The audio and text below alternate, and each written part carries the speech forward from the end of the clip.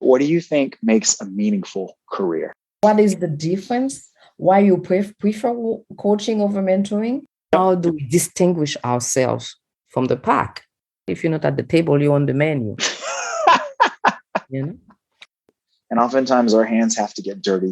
What could be the best outcome for this situation? I'm Michael. I'm Regine. And this is Gears in Motion.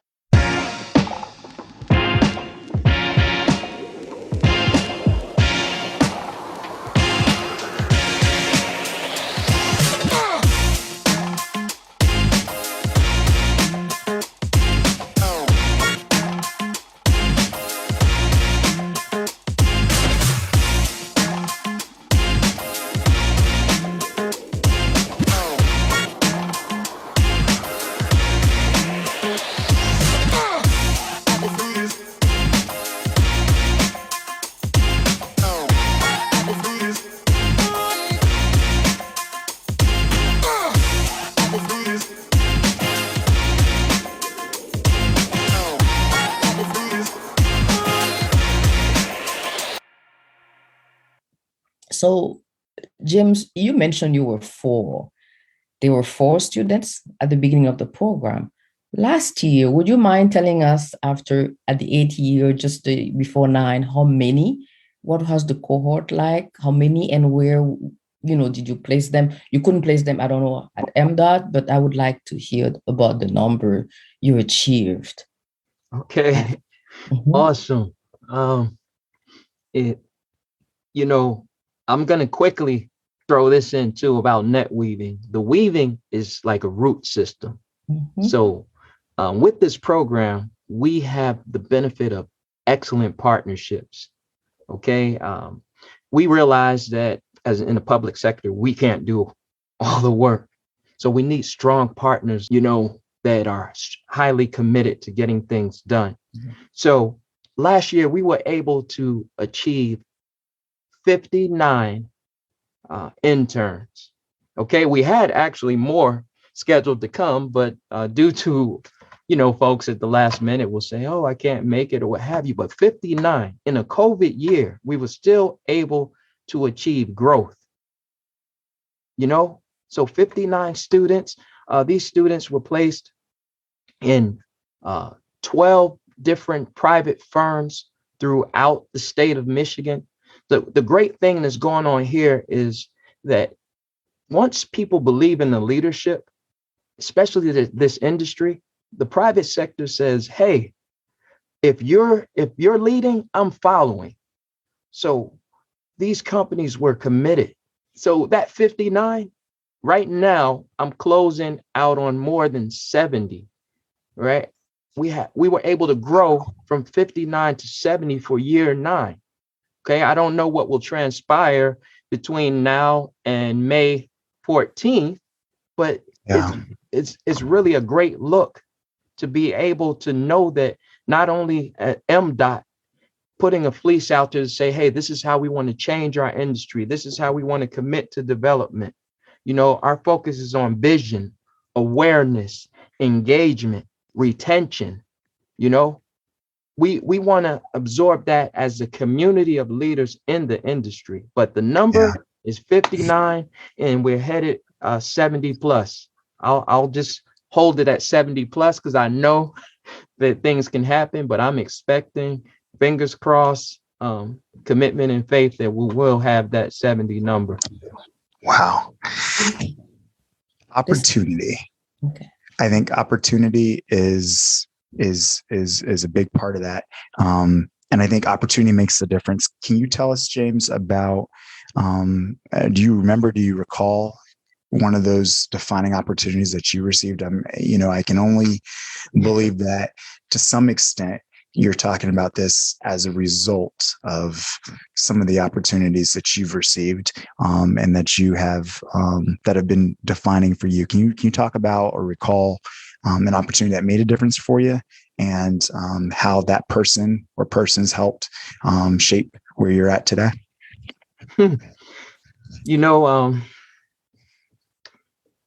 Truthfully, man, I've been on a treasure hunt my whole life.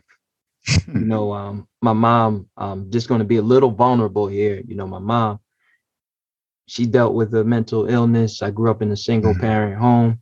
So I spent most of my time exploring, hi, what do you do? Can you show me how to do it? You know, but as we move forward through adult and quote unquote, the pursuit of happiness. Yeah. You know, I spent 17 years working with Fortune 500 company as a key account manager.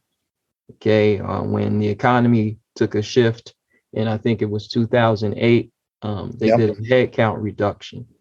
So at that point, I was, I was trying to make make up for close to a 6-figure salary by working 2 or 3 jobs. And, I was just at my wit's end.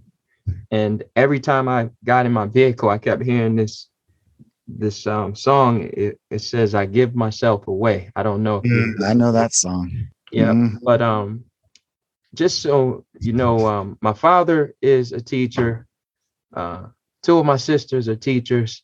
And I have something inside me that always wanted to do this. So I had a program, and I happened to run into one of our great leaders here at MDOT and in the field of transportation, Mr. Greg Johnson.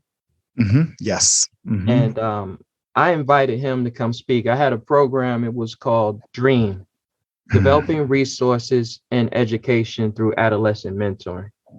So I had him come in to talk about what he did. And that day, I normally would have about 25, 30 people, but the day he came in, we had more than 100 folks show up. And he was like, wow, what's going on here? Do you work here? And I said, no, I'm actually volunteering with a teacher buddy of mine hosting this program. And he says, hey, we have some opportunities coming up at MDOT where we would really like to expand upon the program. He said, I can't promise you the role, but when this position is drafted and such, keep your eyes open and apply. So that led me to applying to MDOT. And I was able to work, you know how they say, when you love what you do, you never work a day in your life. Although bills kind of changed that narrative a little bit, but they do. But Mr. Greg Johnson, obviously he didn't just give it to me. I had to compete. We do everything with respect, forwardly. Every applicant applies with an interview panel, but because of his, I wouldn't have known anything about this position, but because of him telling me about it, I feel as though that fostered an opportunity for me to get into this lane where I'm able to do the work that I feel like I was designed for. Yeah, I like that. Work that I was designed for. I think that's fitting. I think, again, as you've talked through your story, this narrative of being someone who serves, being someone who understands that you're giving your best to in honor and in service, not just to the folks that helped you, but also to the future. And in that way, you are literally paving it forward. If we were to make that into a civil engineering reference, you are paving it forward, not just paying it forward, but you are paving it forward. So tell me this, I'd really love to hear from your perspective, what makes a good mentor? What makes a good door opener? There's differences, right? There's opportunity. There's folks who will tell you about opportunity, but then there are folks that will help you develop your skill, your craft into your next opportunity. Tell me a little bit about what makes a good mentor in your eyes. It's easier done than said. How about that? Yeah, that's true. Okay. So, truthfully, it starts with the listening. I'll never negate from listening. It starts with listening. Yeah. But, you have to be a good mentor, you have to be able to listen to begin to see what someone's vision is. Yep. And then on top of that, you need to be able to work with the individual you're mentoring to help them develop kind of like a communication depth chart. That's what I do with my mentees. So, I understand what they want and let them talk out, what their goals are. And then we'll identify a village to support that goal. But accountability partners, because the thing about being a dreamer, how do you bring a dream to life? You have to stay committed to the goals that you set. You have to be able to help encourage folks to do SMART goals: specific, measurable, actionable, realistic, and time bound. So what makes a good mentor is not being one that's looking just to give. In order to grow, you must be able to receive too. You have to present yourself as the soil. The soil needs what? Water, right? The soil needs sun. So we do this together. But in partnership, I don't know if you have a family yet, but I have kids, and as a parent, the parent's like, hey, you must become. But just leveraging two-way communication.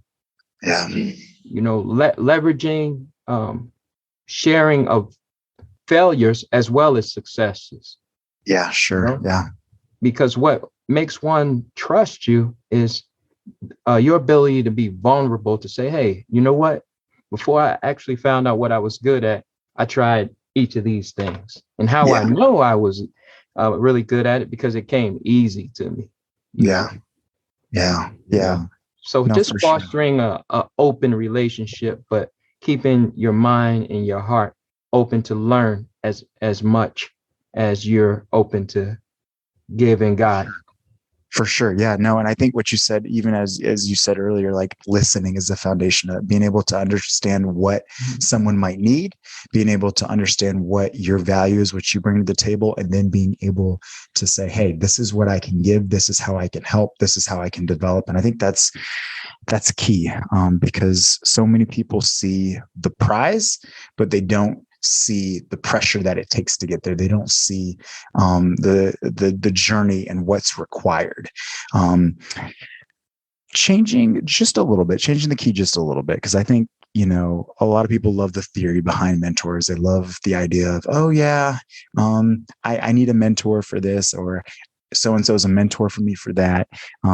Talk to me a little bit about this paradigm, because or not this paradigm, but really this, I almost feel like it's a conflict, right? There's a theory of mentorship that people love and enjoy and people ascribe to, but then everyone doesn't become a mentor. And so you end up with this imbalance of, there are mentors, there are folks, there are mentees, there are folks that are receiving what the mentors have to give, what value they are choosing to share. But why do you think it is that everyone just doesn't become a mentor? Because obviously this could be very much like a recycling kind of diagram, where you've got a mentor and then a mentee, and the mentee becomes a mentor, and it's just a self-fulfilling, self-sustaining cycle. But that's oftentimes not the case. Tell me why you think that might be, why people may ascribe to this idea of mentor and mentorship, but then choose sometimes not to become mentors. For me, I believe it's mindset. There's the mindset of a giver and a taker. Okay. So someone that gives is looking to recycle what they've learned and make it personal so that they could hand it off to others. And then the taker is just kind of like, hey, I have a goal. I'm gonna work with whomever I need to accomplish that goal. Sure. I'm sure each of you have brought people into a room, into a meeting in which you entrusted them by the grace of your choice to, hey, join us for this. And you find they're in there trying to navigate a whole other section of a conversation. You're like, hey, I didn't bring you here for that. I just want you to get in. So there's givers and takers. So some people are really just determined. I'm not going to call people self-centered, because it's okay to be determined, but some people are determined to reach the pinnacle of what their goals are, and that's their sole focus. Whereas others are happy to be the elevator, escalator, or staircase that helps you get to the floor that you're looking for. Yep. Yep. They're sacrificial and they are unselfish in how they deal with others because they recognize it's not about just them and what they want to do. Yep. Yeah.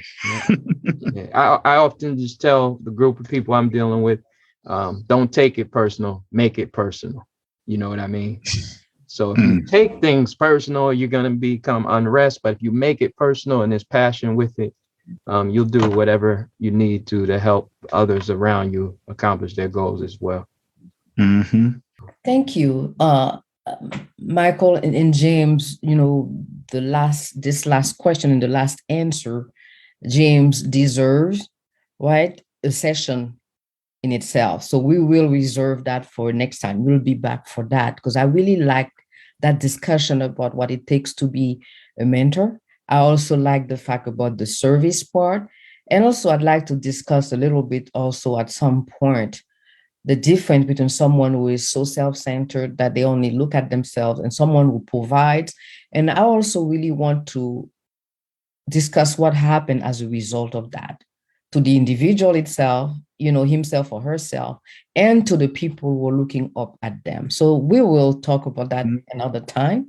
But, you know, that also led me to this observation that I've made, because as you know, last summer, I had two of the TDLPs as mentees.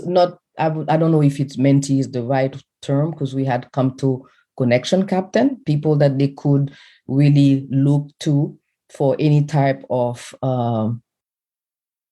help or concern that they have outside of work and, you know, adjusting to life away from home, etc. And I have spoken to both my mentees and to others in the, you know, who also were going to the program. And to them, James, you are more than a facilitator. These young people, they love you. They've come to depend on you for advice, guidance on so many things. To this day, when I speak with them, they say, oh, I just spoke to Mr. Jackson. I'm about to speak to Mr. Jackson and ask him what he thinks about that. And so what I would like to know is, how have you built that type of rapport with the TDLP, you know, participants? And how do you keep that up? Because we're talking about 70 now, James. So what is the plan? Well, well, you got me. If I could blush, I would. So I appreciate that they even said that. But what I do is that is, what do they call that? The fountain of youth, right? So that's called the fountain of youth for me, because what I do is I really dive in to the lives they share with me, and I quietly become them for a moment, you know, and it allows them to know. I write down everybody's birthday. I found this unique program that can send people a card for their birthday and stuff like that. So I do that. And literally, truthfully, I just share not only in their successes. I listen to some of the challenges they have, and that gives them the vulnerability and trust that that fosters that relationship. Now, you said 70. It's not possible to really do that with 70 people just alone. However, by welcoming other partners to do the same and providing at least a schematic with tools or suggestions on how they could foster a similar relationship, I think that's possible with a larger number. But it's all about passion, you know. Honestly, when I met you, Regine, you know, I remember Director Algebra said, hey, he said, hey, Chief, I want you to meet Regine. So I drove out there, and one of the things I'm still remembering is how much you like tea. I write down the things that other people don't think about, and I have not forgotten. I know you're like, okay, well, I haven't seen anything, but it's always, I'm waiting for the right opportunity to do something special. I listen for the things that it seems that most people don't care about. And that's really the secret of the connection. I'm starting to see what these kids see. So, all right. So now that we're talking about the future and talking about the 70 plus, so I guess the next edition is going to be train the trainer, right? So, so that you can train your mentees and kind of keep like a tree, like a pyramid, and make sure that you never lose that connection, to, like you say, to your partners, etc. So, question I have still though, do you stay connected to them beyond graduation and while they start a new job? Do you hear from them? And Well, actually, I hear from a lot of them. The only tool that outside of their phone numbers and emails is LinkedIn. And just truthfully, a lot of what I do is personal, although it's for work. But there are specific rules they try to govern us toward, not getting too entangled, quote unquote, with individuals. But I do reach out. What I try to do is this year I've reached out to folks that have graduated, asking if they'd be interested in hosting a panel to tell the students, although this might have been a stepping stone toward where they're at in the career, would they be willing to talk to the new cohort to just say where they're at and the benefits they got from this program? Because some folks are like, oh, well, I'm just doing IDRs, I'm just doing IDRs, or, oh, they have me doing bridge inspections. I'm not sure if I even want to do that. But, when you get into a field as an associate engineer and you're able to say on your resume, hey, I did X, Y, and Z, I want those students to tell the other students. So that way they'll know that not only that we foster a developmental environment, we value the quote unquote DNA that we have within their professional character. So it's just a cycle. You know what I mean, Regine? Just kind of taking I don't want to call everybody young, but the latest and greatest talent and having them encourage the next wave of genius. Well, thank you, James, for helping prepare them and helping getting them ready. We hope to be able to speak to some of them in the future. So we look to you to tell us about, to give us some names so we can speak also to them. This is Regine. This is Michael. Until next time.